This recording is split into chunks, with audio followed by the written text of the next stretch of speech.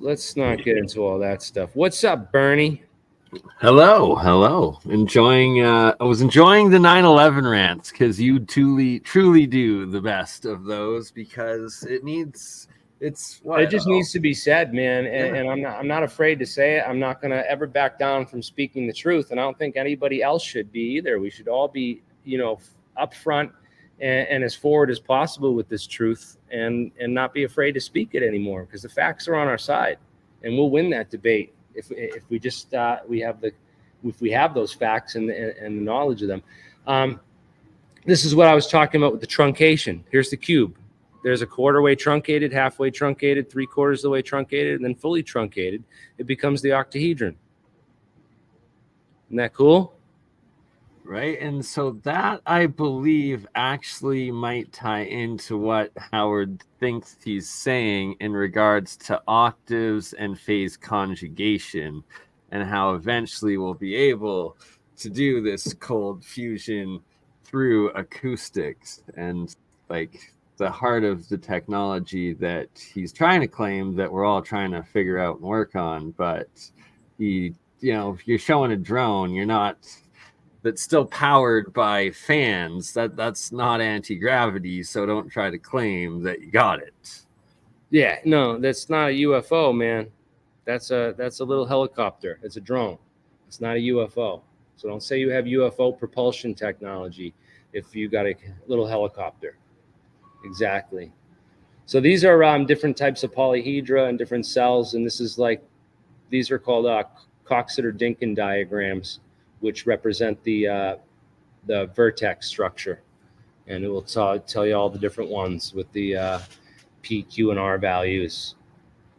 So this is the math that Goodwill Hunting was doing on the chalkboard as the janitor outside the MIT. When he solved the problem, he was doing Coxeter-Dinkin diagram solutions and group theory stuff.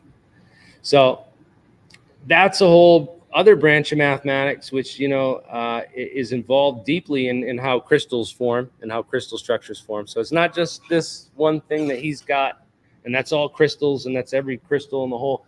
We got all kinds of different crystals. We got diamond lattices.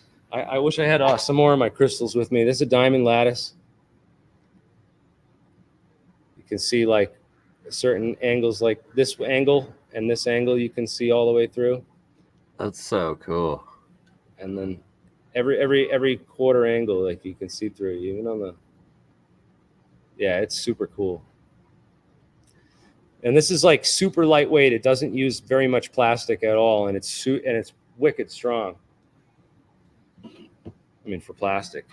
Anyways, yes, this is so we got Kaida got a super chat in there. Oh, here we are. How come there is no concept of zero in any of the ancient language from Aztec to Greek? No civilization utilized the concept of zero. We're highly advanced in physics and astronomy, which required calculation. I'm maybe mistaken, but I think that how ancient are we talking? So Aztec to Greek. So Greek and zero. They knew it as a concept, but didn't think of it as a number. Yeah, right. So you couldn't divide by zero. They knew that. And they used the oval to represent nothing. Shiva the Destroyer says the Mayans invented zero. What fascinates me is the Babylonians and their base 12 system, right? It's just base number systems are cool. So you could have like binary is base 2. So you have zeros and ones. That's how your computers talk. So you run out of bits. You have to go up to the next space. Those number systems are quite interesting. Of course, 10 is the easiest to use and just makes the most sense, and it's easiest to divide by and multiply and do that with. So that's why we use 10 You have the 10 fingers. Right. Well, and just going full conspiracy there with the 10 fingers and us 10, and then there's all these stories of giants with 6 fingers, and well, all these depictions of Babylonians being giants. Yeah, Is maybe that why they were 12? that's why they had the 6 base number system. They only had 6 fingers to count with. So Who knows? yeah, or they just missed their middle finger, right? Anyways, yeah, it's there's so much deeper math to learn if you really want to get into like high level math and study high level cool awesome math. There's a lot of cool math to learn. That's way cooler than square root of 2 and all that very basic stuff that he's trying to. I don't know, man. I don't know. I just want to know I- how you can get from the whatever he showed, these like colored like little polygons or something, and said this is Jesus walking on water. Like, Yeah, I something know, like man. I know. I don't get it. And he said this is the grand unified field theory. And it's just like, yeah, you're blowing Joe Rogan's mind. He doesn't know what to say to this, but every physicist watching this is doing the face palm. You know? I wonder. You could argue that in binary, you could use any 2 numbers to represent on and off 1 and 2. So that's an interesting concept that, like, maybe that's a breakthrough right there. They just use placeholders instead of numbers and stuff. Yeah. But that's what calculus essentially is, no? I like this idea of projecting the flower of life into 3D, but I mean, at the end of the day, you're just getting, there's a dual, you're just getting that's an octahedron, right? Yeah, that's an octahedron. If you just map the points on it, it's just an octahedron.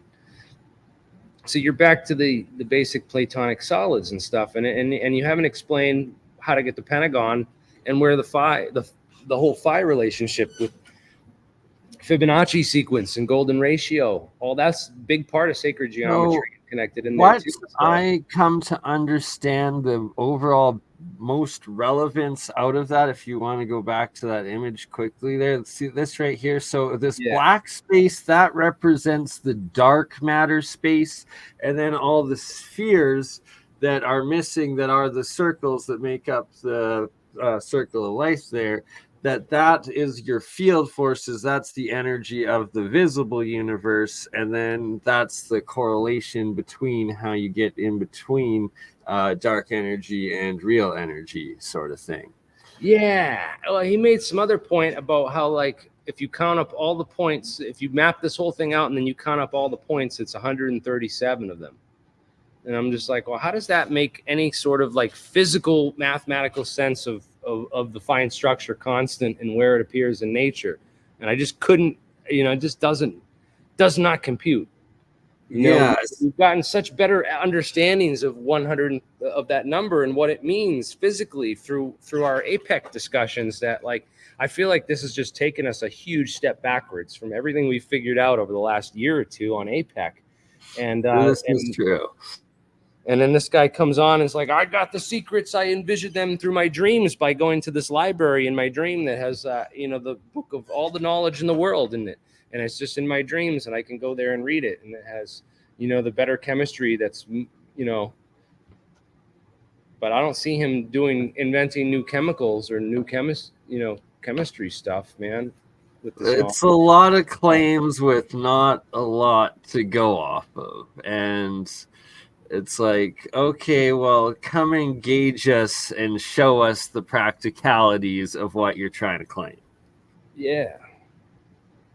Yeah, and then right, because like if they actually were able to use this simulation to generate the rings and the hexagon on Saturn without putting in gravity, but with the complexity of what he's claiming on it without there being like just some cheat within that system, then yeah, there's something to look at there. But we need to be able to have this to now actually access and apply and play with, right? That's another one too, man. Is you ever heard Dan Winter before? Yeah, lots of Dan Winter. And it's like, so he's essentially like bridging a lot of Dan Winter's stuff with Nassim Haramein stuff. And it's Oh like, yeah, so, got Joe Rogan. He's got the Marco Rodin and who's that other yeah, guy? it's like Randy Powell and either all he that stuff. just took everyone Just all the else's pseudoscience stuff mixed and up. like came up with a jumble of BS of his own, or he might actually be on to linking them together. But I wouldn't put all my money in that nest. Yeah, and I just don't get this whole the square root of 2 equals 1, dude. No, it doesn't. Square root of 2 equals like 1.414 or something. So yeah, I get it. I get it, Mike. In fact, Michael Boyd, I see you out there, man. I sent you an invite in your email. I sent a couple people to be part of the. I was gonna put a panel together to really, maybe we can get some other people. Dan Winter sounds like a word salad to me when I listen to Dan Winter, man. He sounds like he does not know terminology or. And then he starts going into like the Dracos and this and that, and it's man, you can't go that esoteric if you're trying to teach science. Like, come on, how are we supposed to take it seriously? I think he's. I would invite Dan Winter to come on with some of my math friends and lay out his stuff down. I don't think he will. In fact, I've connected with some people that know Dan Winter, and I've tried to get him on, and he's just not. He knows. He knows not. Yeah, might dude, get exposed. I mean, we know our shit on this. I mean, I don't know everything, but I know a lot about a lot of this stuff because it's super interesting. It's always been super interesting to me. You know what I mean? So right, and that a lot of these people, sure, they do make certain little breakthroughs, but then they try to advertise it as I've solved everything. Now come flock to me like a cult. Well, this is an amazing thing if this works. If you can get excess energy out of, liberating water. Right? Like that's literally what caught my mind. To me. I'm willing to entertain this and look further into this, especially you got a Journal of Plasma Physics citing here. That's good stuff, man. That's what we need is. Okay.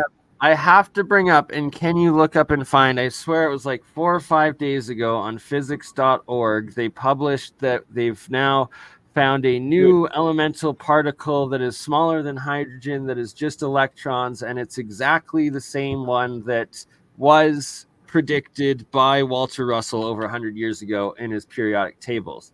And that Walter Russell there's like 20 different periodic tables by Walter Russell. There's not just the spiral one. That's the key aspect. And it's all different diagrams of how you take the periodic table out of a torus, essentially. But the breakthrough on a new particle that is below hydrogen, that is just electrons.